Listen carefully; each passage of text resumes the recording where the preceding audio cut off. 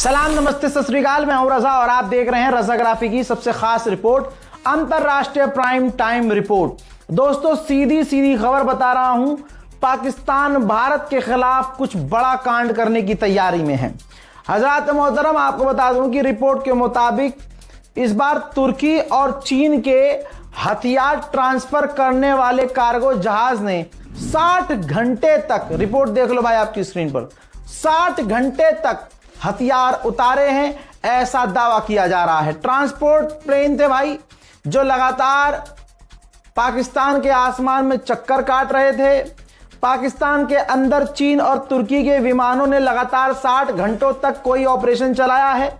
दोनों देशों के विमान लगातार कुछ एयरलिफ्ट करते पाए गए हैं। हालांकि उनका क्या मकसद था यह साफ नहीं है। उन्होंने पाकिस्तान में क्या उतारा यह भी क्लियर नहीं है। फिलहाल कोई जानकारी मिल नहीं पाई है, लेकिन भारत की एजेंसियां पूरी तरह से अलर्ट हो गई हैं। न्यूज 18 के सूत्रों से और कुछ मिलिट्री एक्सपर्ट ने बताया है कि भारी मिलिट्री ट्रांसपोर्ट विमानों ने लगभग 60 घंटों के दौरान पाकिस्तानी एयरबेस के कई चक्कर लगाए हैं। न्यूज 18 ने एक सीनियर इंटेलिजेंस अधिकारी के हवाले से बताया है कि चीन के मिलिट्री विमानों को रावलपिंडी के पास पाकिस्तान के नूर खान एयरबेस और कराची के मसरूर एयरबेस पर उतरते देखा है। इस दौरान तुर्की के मिलिट्री ट्रांसपोर्ट विमान भी शामिल थे। क्या तुर्की ने अपने एडवांस हथियार, air defence system, drone system, fighter jet क्या पाकिस्तान को दे दिए हैं? 60 घंटे तक पकड़म पकड़ाई तो तुर्की और चीन के जहाज पाकिस्तान में नहीं खेल रहे थे। आप मानो या ना मानो, अगली खबर साफ बता रही है कि पाकिस्तान की तैयारी बड़ी है। पिछली रिपोर्ट की एक बात यह भी है कि भारत की फौज पूरी तरह से तुर्की और चीनी हथियारों को पाकिस्तान के अंदर उसके बेस पर मंडराता हुआ देखकर ऑलरेडी अलर्ट पर है। अब पाकिस्तान ने चीन के Z-10ME फाइटर हेलीकॉप्टर को अपनी फौज में अचानक से शामिल कर लिया है। यानी ऐलान नहीं किया है कि हम हथियार लेंगे, हेलीकॉप्टर चीन से, ना, Z-10ME लड़ाकू हेलीकॉप्टर चीन का शामिल भी कर लिया है पाकिस्तान ने अपनी फौज में। फिलिस्तीन ने और दूसरे देशों ने भारत का साथ दिया UNSC में परमानेंट भारत की मेंबरशिप के लिए, क्योंकि भारत UNSC में परमानेंट मेंबरशिप चाहता है। पाकिस्तान भड़क गया है और पाकिस्तान ने विरोध किया है कि UNSC की परमानेंट मेंबरशिप भारत को नहीं मिलनी चाहिए। पाकिस्तान के पूर्व प्रधानमंत्री इमरान खान को पूरी तरह से तबाह बर्बाद शहबाज शरीफ की सरकार ने और अमेरिका की सरकार ने मिलकर कर दिया है। आप सोचिए, एक प्रधानमंत्री किसी मुल्क का ऐसा जो मुल्क के लिए बेहतरीन काम कर रहा हो। रिपोर्ट यह भी आ रही थी कि पाकिस्तान के जो पूर्व प्रधानमंत्री हैं इमरान खान, वो जेल में मारे गए हैं, लेकिन यह साफ हो गया है कि यह खबर झूठी थी। रिपोर्ट अब यह आ रही है इमरान खान से उनकी बहन और पत्नी ने, उनकी बीवी ने मुलाकात की है। सुप्रीम कोर्ट ने आदेश दिया है कि आप मिल सकती हैं, तो जाके मिली हैं। और अब पूर्व प्रधानमंत्री अस्पताल शिफ्ट किए जाएंगे, क्योंकि जेल के अंदर इमरान खान की हालत काफी गंभीर है। पाकिस्तान वैसा कैरेक्टर है कि कोई अच्छा काम करता है तो किसी मकसद से करता है, मतलब से करता है, मतलब है सिर्फ पैसा। ईरान और अमेरिका के बीच मध्यस्थता इस्लामाबाद में करवाई तो पाकिस्तान ने। मैंने तभी कह दिया था कि पाकिस्तान अपना कुछ खेलेगा। ये रही रिपोर्ट। अब शहबाज शरीफ की सरकार भीख मांग रही है अमेरिका से जबरदस्ती कि भैया विदेशी इन्वेस्टमेंट $10 बिलियन की आपको हमारे यहां करनी चाहिए। लगातार शहबाज शरीफ डोनाल्ड ट्रंप को मनाने के लिए लगे पड़े हैं। पाकिस्तान की इंटरनेशनल लेवल पर क्या ही वैल्यू है, जरा पाकिस्तान की जबानी ही सुन लीजिए।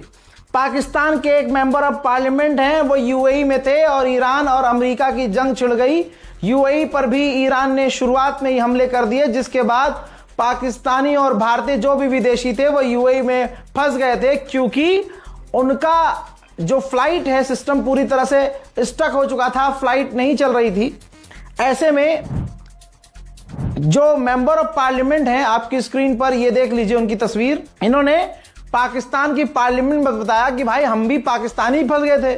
अब वापस जब हम होटल में गए यूएई के अंदर, तो होटल की मैनेजमेंट ने कहा कि जिस व्यक्ति के पास भारतीय और अमेरिकी पासपोर्ट है वही हमारे यहां रुक सकता है। हमारे साथ भेदभाव हुआ है। इंटरनेशनल प्लेटफॉर्म पर हमें यूएई के खिलाफ आवाज उठानी चाहिए। तो दोस्तों, यह है पाकिस्तान की वैल्यू। बांग्लादेश ने भारत को ना कर दिया है। भारत सरकार ने बांग्लादेश के प्रधानमंत्री को ब्रिक्स के सम्मेलन में बुलाया था, न्योता दिया था, जिसके बाद शेख हसीना को लेकर तनाव बढ़ गया और बांग्लादेश ने अपना दौरा रद्द कर दिया और कह दिया हम भारत नहीं जाएंगे। भारत पहले हमारी बातें माने, जिसमें सबसे मेन बात यह है कि हमारे देश की पूर्व प्रधानमंत्री शेख हसीना को हमें वापस लौटाए। मेरे दोस्तों, भारत ने पाकिस्तान का पानी रोका है तो बांग्लादेश भी डर रहा है। छोटी सी ये रिपोर्ट देख लीजिए, दैनिक भास्कर की है। बांग्लादेश बोला भारत से गंगा जल समझौते में गारंटी चाहिए, जरूरत पड़ी तो अंतर्राष्ट्रीय मंच पर जाएंगे। 1996 का समझौता दिसंबर में खत्म होने वाला है, लिहाजा ये चाह रहे हैं कि भैया गंगा का पानी बांग्लादेश के लिए ना रोका जाए, इसकी गारंटी मोदी सरकार दे। मैं नेशनल प्राइम टाइम में बता चुका हूं कि भारत के जो आरएसएस के संघ के टॉप के नेता हैं मोहन भागवत, वो अमेरिका जाने वाले हैं। प्लानिंग हुई, अमेरिका को जब पता चला तो यूएससीआईआरएफ ने और ऐसे अमेरिका के टॉप के नेताओं ने मांग की अपने मुल्क में, और तमाम अखबारों में, मीडिया में अमेरिका में चल गया कि मोहन भागवत एक आतंकी सोच संगठन का लीडर है। भारत के अंदर मुसलमान ईसाइयों के ऊपर यह संगठन जुल्म करवाता है और भारत के अंदर यह माइनॉरिटीज के लिए मुसीबत खड़ी करता है। इसी आतंकी, जी हां आतंकी करार दिया है, कहा कि यह आतंकी संगठन से जुड़ा हुआ खुद भारत का प्रधानमंत्री मोदी है। यही बात बोली है यूएससीआईआरएफ के अंदर, इस बात को कह दिया गया है, जिसके बाद अमेरिका के अंदर यह भी मांग तेज हो गई कि आरएसएस का लीडर अमेरिका में एंट्री ना कर पाए। मांग यह भी की गई कि अमेरिका के मिनिस्टर्स, लीडर्स मोहन भागवत से ना मिले, किसी तरह की मीटिंग ना करें। ठीक इसी तरह से मांग कनाडा ने भी की है। ये रही रिपोर्ट। 100 से ज्यादा ग्रुप, 100 लोग नहीं, 100 से ज्यादा ग्रुप, भाई सबने अपनी सरकार से मांग की है कि हमारे यहां भी, क्योंकि मोहन भागवत कनाडा जाने वाले हैं फिर अमेरिका जाते, तो मांग की है कनाडा के टॉप ऑफिशियल्स ने और टॉप 100 से ज्यादा ग्रुप्स ने अपनी सरकार से कि मोहन भागवत को कनाडा में एंट्री ना मिले, क्योंकि वही बात जो अमेरिका की यूएससीआईआरएफ ने कहा कि मोदी सरकार से जुड़ा हुआ आदमी है, संघी सोच का है, अल्पसंख्यक समुदाय को दबाने का काम करता है, उनके नरसंहार की इसकी सोच है।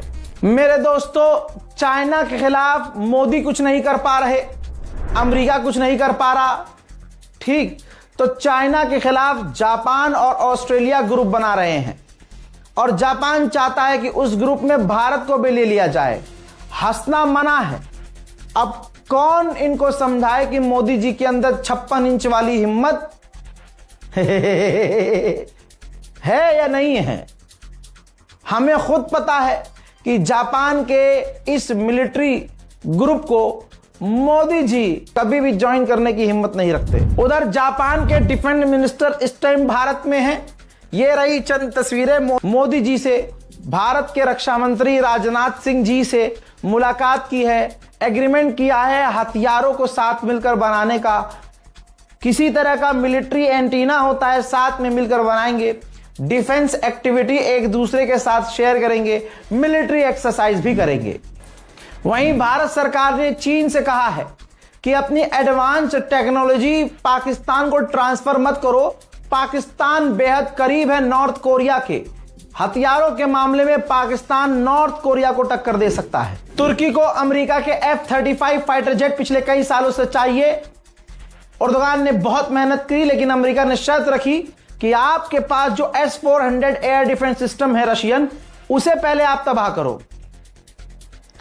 फिर अमेरिका ने कहा कि नहीं, तबाह न करो, ईरान ने मिडिल ईस्ट की वाट लगा दी है, अपना S-400 air defence system UAE को दे दो। रिपोर्ट अब यह आ रही है कि यूएई और तुर्की के बीच तालमेल नहीं बैठ रहा है, जिसकी वजह से अब तुर्की सोच रहा है कि S-400 को हम ही डिसमेंटल कर दें, अपने यहाँ ही तबाह कर दें, जिसके बाद हमारा रास्ता साफ हो जाएगा और हमें अमरीकी F-35 मिल जाएंगे। उधर पाकिस्तान को लाल मिर्ची लग गई है चूतड़ों में। हुआ असल में यह कि जम्मू कश्मीर के दौरे पर, हमारे कश्मीर के दौरे पर भाई अमेरिका के एम्बेसडर गए, भाई कश्मीर के मिनिस्टर से भी इन्होंने मुलाकात की और पब्लिकली उन्होंने बाइट दे दी, बयान दे दिया कि पूरा जम्मू कश्मीर बिलोंग करता है भारत से। बस ये कहना था कि पाकिस्तान भड़क गया। ये देखिए 1 2 3 4 से 5 पैराग्राफ लिखकर नाराजगी जताई है अमेरिका पर और अपने मुल्क में पाकिस्तान के अंदर जो अमेरिका का एनवॉय है उसे समन कर लिया है। वहीं मोहम्मद बिन सलमान ने बांग्लादेश के प्रधानमंत्री तारिक रहमान को सऊदी अरब इनवाइट कर दिया है। अब देखते हैं कि सऊदी अरब और बांग्लादेश का क्या तालमेल और किस तरह की डील सामने से होती है। बांग्लादेश के फॉरेन अफेयर एडवाइजर ने बहुत बड़ी बात कह दी है कि हम सऊदी अरब के मक्का डिफेंस एग्रीमेंट में शामिल होने को तैयार हैं।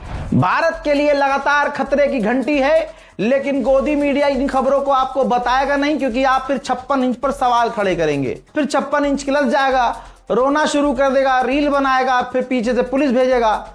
तो सच्चाई यह है कि बांग्लादेश के 6 मेंबर जो जासूसी विभाग के हैं, बिल्कुल टॉप के, वो इस वक्त पाकिस्तान में और ISI के हेड से मुलाकात कर रहे हैं।